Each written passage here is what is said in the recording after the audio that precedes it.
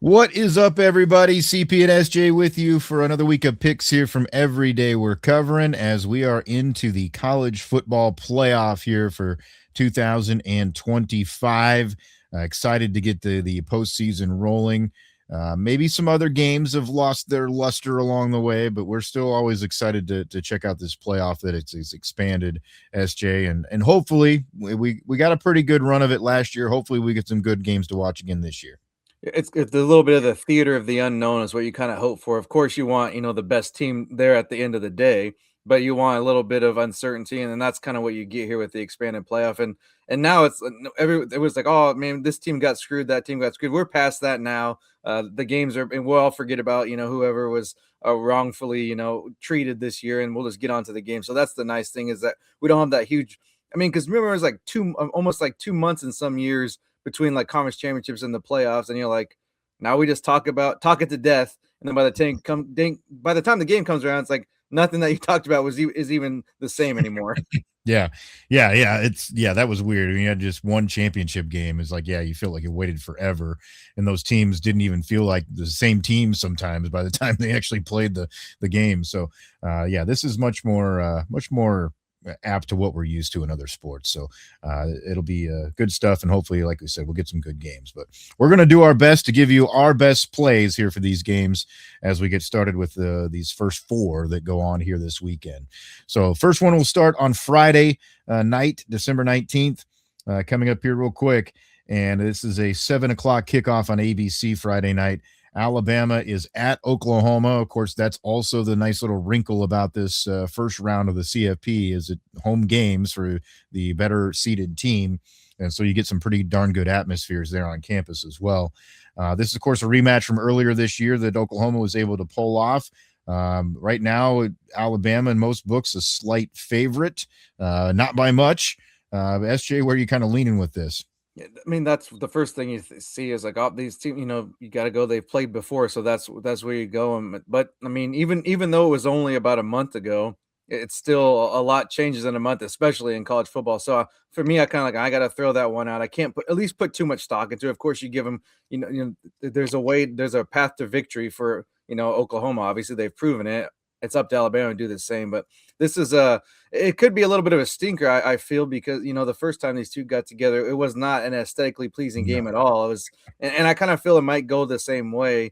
But even to that end, I like more the total because I can see. I mean, you're 1.5 points the difference there. That's not much of a. I mean, it's essentially a pick 'em. That's not when you have home field on top of it, and you're not even getting the courtesy 3 points that just typically go your way. That kind of shows you that there's not a lot of confidence on that side, and also that either team could probably win. And I do feel that this of all the first round matchups is the biggest toss up to me, and that's I mean even with a with a hotly contested A&M and Miami matchup there too. So I'm going to stick with that total. I do think they will get over because it's so low. 40.5 is what I got it at.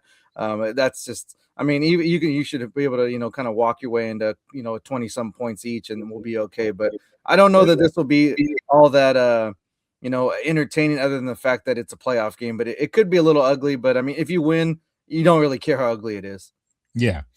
Yeah, I'm with you. I think that's probably how this game is going to play out, just judging by what we've seen from both teams kind of here at the end of the year as well.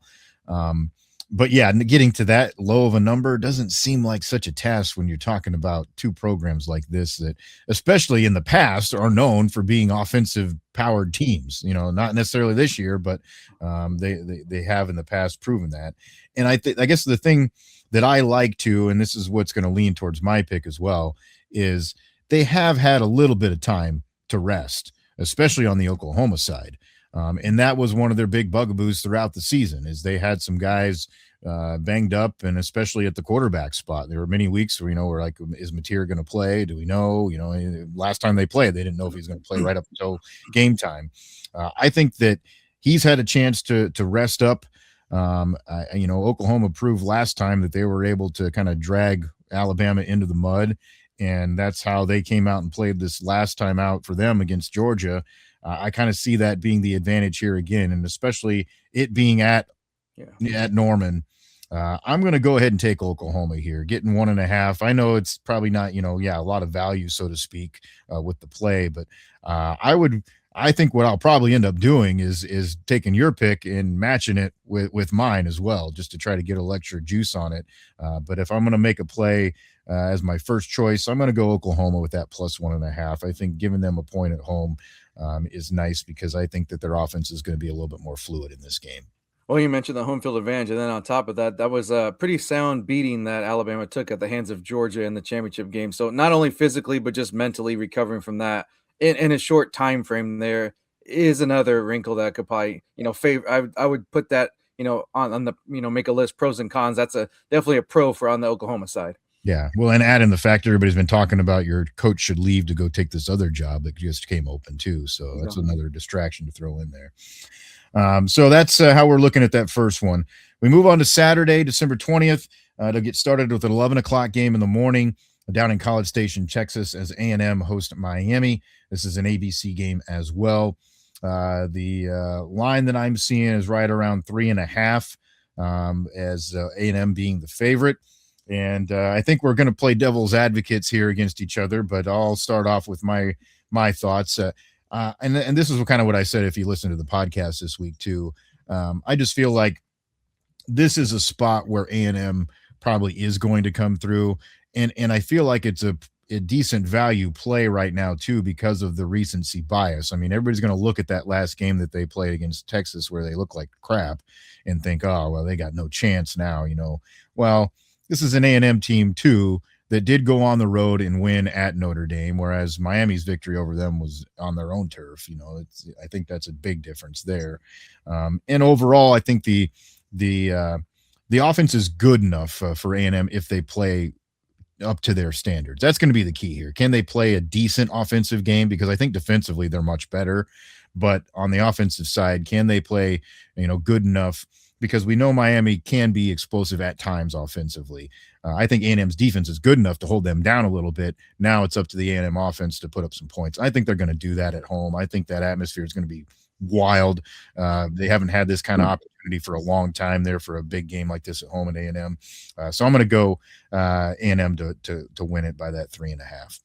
You mentioned the explosiveness, and that's kind of how I think the game will play out both ways. I think we're going to have a hell of a shootout here to start the day, and this might be as good as it gets on that on that Saturday slate, at least for as far as the playoff games go, because the other two, maybe on paper, it leaves a little bit to be desired. But I mean, that's the way it played out. But in this contest, it's that you're right. That Texas game, it's hard to erase that because it just happened too, and I did not, that was in the group that there's no way I saw that one coming. I thought A&M would win easily in the bet. I mean, it is one game, can't hold that totally against them. I guess for me, looking at it as the way something else I had to factor in things like no one really talked about, Miami for several weeks. You're like, they're not really going to get in. Things had to happen. So you just kind of forgot about them. Then you go back and look at their, last few games. They had that, the Louisville game that was a tough, close loss. Even the SMU game where they shouldn't have lost that either. But it's a 6-point loss.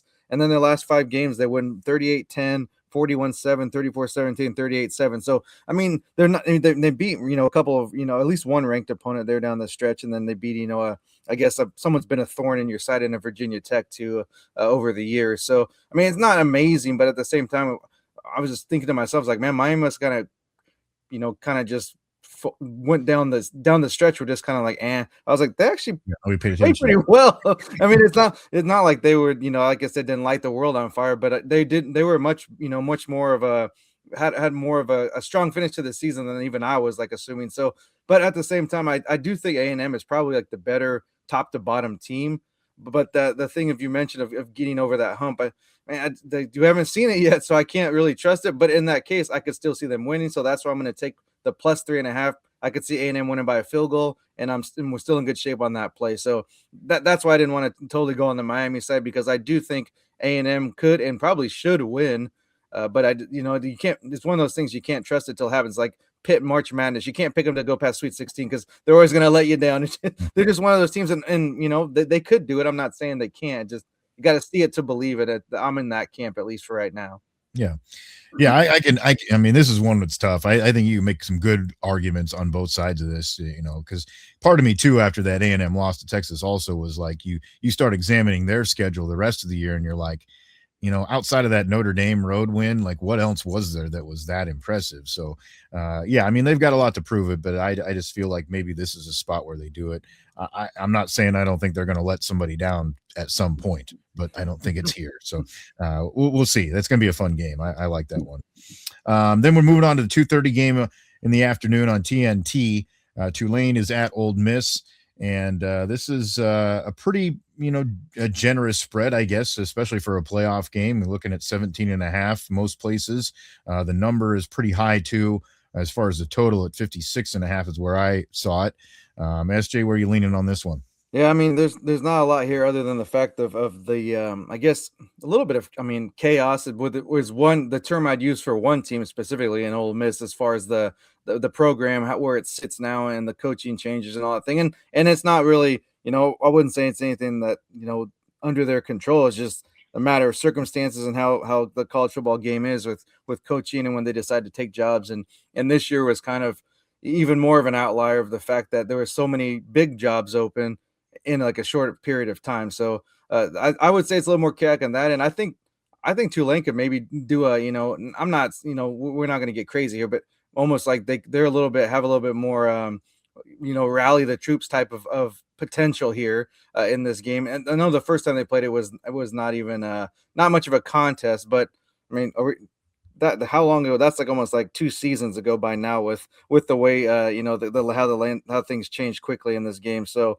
I mean, I don't, other than that, I mean, that's really the only thing you can point to is hope. It's we get a second chance. You don't get a lot of second chances in life. You gotta pull out all the the cliche, all the you look through your motivational book you got on your coffee table, and just start highlighting pages and hanging up around the the facility and all that, because that's about what you're gonna need. It's be pretty miraculous.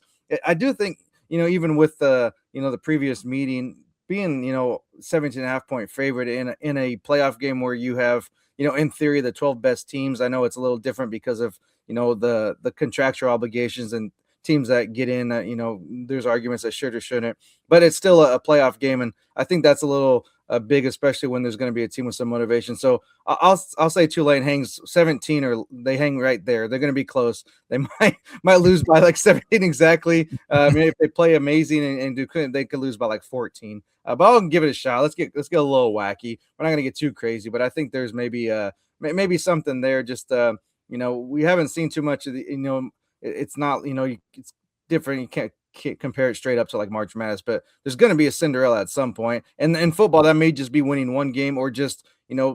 pushing someone to the limit. I mean, I guess Arizona State was about as close as we got last year, and they made a hell of a run. And who would have? I mean, obviously it's still a big, from a power major conference, but still they weren't picked. I mean, they were picked last to start the year in their Yeah, conference. in the conference, But yeah. so I mean, this could be, one of those things where you surprise somebody, and I'm not saying surprise with a win, but just surprise and put a scare into Ole Miss, and really make things interesting. Yeah, it is interesting as far as the storylines go. I mean, you obviously have all the stuff that's going on with the coaching situation there at Ole Miss, and there's lots of that kids have to sort through, and thinking about their future. The ones that are still going to be there or maybe not down the road too. That's tough to deal with. And yeah, I mean Tulane. I mean, hell, they got nothing to lose. They're going to go out there and just roll the dice. I mean, I can see them trying to pull out some of the Boise State type of tricks here in this one, kind of thing. They're going to do that, and that's what they have success with too. They're an offensive team, so that's where I'm going to go with my pick. I think they played to a total of what 55 the last time they played. The number's at 56 and a half. I think they're going to get there this time because I think there's going to be a little bit more of a shootout. I think there's going to be points scored. I don't think defense is the bell cow of either of these two teams. And Tulane, I think they're going to do enough to be pesky. And especially if they can score some early on, I really feel good about getting to that total, even though it's a high number. So I'm going to go with the overs here, even though it is pretty big at 56 and a half. When you gotta imagine there's a little bit level of, some confidence of being like, well, we know what these guys are. We've seen them before. Like, how far that takes you, that's a different story. But the intimidation factor that maybe was there the first time or anything of that sort, should be gone this time. Yeah. Last game of the night, then at 6:30. This will also be on TNT. James Madison, who gets in, of course, because of the way the wacky things played out there in the ACC. They will go to Oregon, and Oregon a 21.5 point favorite. The number right now sitting, depending where you're looking, 47.5, 48.5. It's right in that range. They're different locations. But this is an interesting matchup. And this is one of those where like I'm not usually one of those guys that gets too much into the weeds of like statistics and this trend thing's going to make this happen or whatever. But if there's ever a game where you've got a lot of little things to make you believe that a team can hang around, this one has a lot of them, because I think the way that the game matches up is in favor of James Madison at least hanging around, because what they do is run the ball. They're a good running football team. They've done it to good teams, throughout the year. In Oregon, not necessarily the type of defense they're playing is a bend don't break defense. That's what they do this year. We saw that game earlier this year in Iowa City, Oregon, Iowa. That was basically both teams doing that the whole game. Bend and don't break kind of deal. So I think that favors James Madison at least to like slow the game down, so to speak, use up some clock, be able to run the ball a little bit. And I saw an interesting note. So Bob Chesney, who's the coach of James Madison, who's leaving to go to UCLA, but he is going to coach here this team in this game. He has not had a team beaten by over 3 touchdowns since 2021 as a coach. So I think that says something too. I mean, a guy that knows how to get his guys up for whatever game it may be and make them hang around. And if any team's going to have the Cinderella mindset in the world, is James Madison. I mean, they're going to go out there. They're overjoyed, I'm sure, that they get this opportunity. So Oregon, I can see them being a little tight too because of that. So I just think they're going to hang around. So I'm going to take that plus 21.5 and James Madison to at least make this thing close. Yeah, maybe they end up losing by 20 by the end of the day, but I think it's close up until late.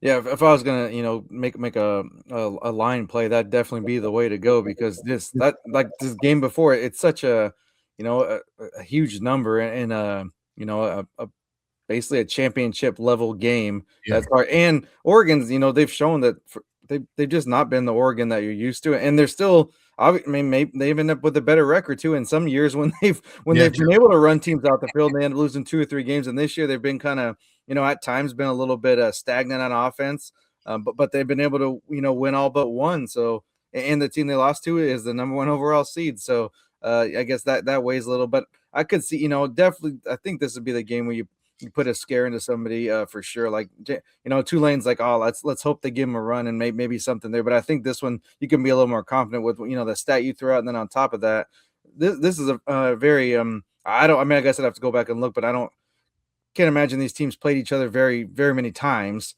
So just that odd matchup of a team that you're not used to playing can kind of sometimes give you fits. And a team that's motivated, you saw that reaction when they, knew they were in, is like, it looked like March Madness. They're going wacky. But I think Oregon maybe pulls away at the end, but I still don't feel confident covering that number. So I'm going to look at the total, 48.5. That's pretty low. I could see, some late scores, some, maybe Oregon does pull away late and score some points there, but James Madison could put up points in their own right. So I think it could maybe be one of those instances where you get to that number late there in the fourth quarter in the second half. Yeah, I'm with you. I think that also will be the way I lean too, as far as the total is concerned, because even though I do feel like James Madison's, key, I guess, to hanging around with that total is to maybe slow the game down a little bit. We're still not talking about a gigantic, ask there at 48.5. I mean, both teams getting to, around 21 to 28 points. I mean, yeah, I think you can get there. So this will be interesting. And of course, whether or not there are mistakes made is always, a huge part of it too. And I think that will be key in this type of game also. Well, and you got to imagine these games, you're going to see a lot more fourth down, go for it. I mean, because it's what do that's it. The game's on the line there, and you could see, that's become more of a trend of football across the board. Let alone, college has always been a little more risk taking than any. But I could definitely see this, having some, and those can end up being, add to your offense or the other way, and you give a team a short field, and then you fall behind early. But I mean, I'm all for it. Take those chances. Within reason. And I mean, you don't want to be like, maybe we should, like keep it in your pocket for the next game. Like, well, there is no tomorrow. Yeah, exactly. Do it now. All right. So those are our picks here for the first round of the college football playoff. Of course, we'll have plenty more of this as we move on down the line to the next round here as well, and lots of other bowl games going on here this weekend. So we may throw some bonus picks on the graphic for you as well if you're looking for that. So make sure you're following us. You see the handles there at Cherokee CP, at SJM Bets. Those are our Twitter handles. So we'll put the picks up there in graphic form, of course, and you'll find the link to the video as well. But we kind of give you an idea of our confidence level on each of those picks, and then we'll throw in some of those other games that we may have for you as well, and might just throw some of those out on the fly as we're going through the weekend too. So make sure you're locked in, and then feel free to interact with us on that platform as well. And then we'd love it if you would like subscribe, get the notifications here on this YouTube channel, so you always get our picks no matter what the season may be. And then if you would like subscribe, get the notifications to get each and every podcast. Every day we're covering, find it on whatever favorite podcast platform that you use. We happen to be hosted at Spotify. All right, that's going to wind it down for our picks here for first round of the CFP. That's SJ Munoz. I'm Chris Parks. Thanks for joining us for another week of picks here from Every Day We're Covering. We'll see you next time for some more covers.